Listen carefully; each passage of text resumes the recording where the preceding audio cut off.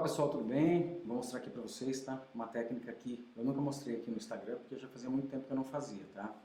Então quando eu comecei a fazer transplante capilar, isso um pouco mais de 10 anos atrás, eu fazia tanto a técnica FUT quanto a técnica FUE. Eu indicava mais a técnica FUT naquela época porque eu não tinha tanta habilidade na técnica FUE, eu estava começando. E a quantidade de folículos que eu retirava com a faixa, tá? Com a técnica de corte, era muito maior do que eu retirava na FUE. Então, para cirurgias muito pequenas eu utilizava FUE, mas quando eram cirurgias maiores eu utilizava FUT.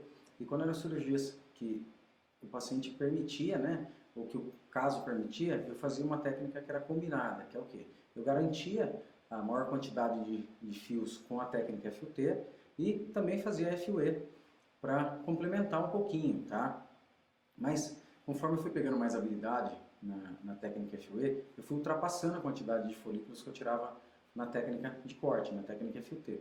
Até que chegou um momento que eu já estava tirando muito mais folículos com o FUE do que eu tirava numa faixa grande de FUT e deixando o paciente sem cicatriz, com pós-operatório muito melhor.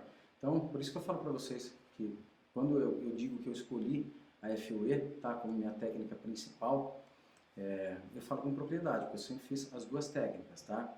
Não estou condenando quem faz a FUT ainda, não estou dizendo que é uma cirurgia atrasada. Na verdade, eu acho que a pessoa realmente tem que fazer a técnica que ela domina mais. Ela tem que garantir uma boa cirurgia, independente da forma de extração.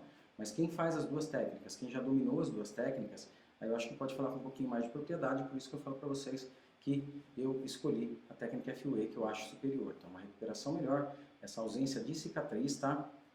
Claro que isso aqui não é parâmetro, tá bom? Isso aqui não é uma cicatriz normal de FUT, é um FUT muito mais mal feito.